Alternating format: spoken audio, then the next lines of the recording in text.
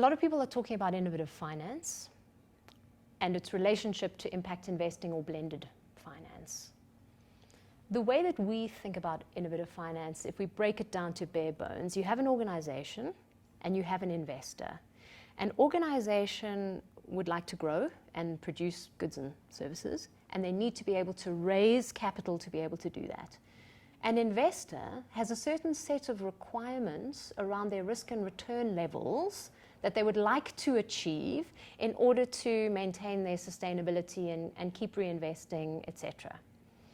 Now, what we're finding in the markets, the development areas that we're working, is quite often these traditional investor business models are not meeting.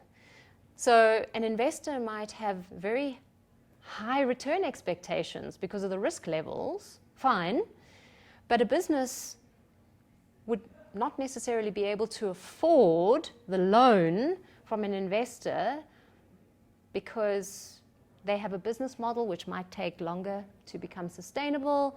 They might have beneficiaries at the bottom of the pyramid. They'll have to grow to a much greater scale to be able to be sustainable. And so when we talk about innovative finance, what we're really talking about is how to better match the needs of businesses and the needs of investors. So how do we better match? Well, we blend different types of risk return profiles so we can match it better to the organization.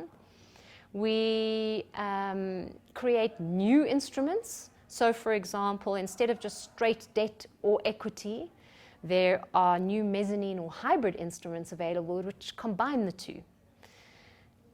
We also create new funding vehicles. So instead of having a closed-end equity fund, where you need to make a certain number of investments over a 10-year period and then sell off those investments, you create an open-ended structure where you can sell those investments after 12 years or after 15 years. But basically, you give these organizations time enough to reach sustainability.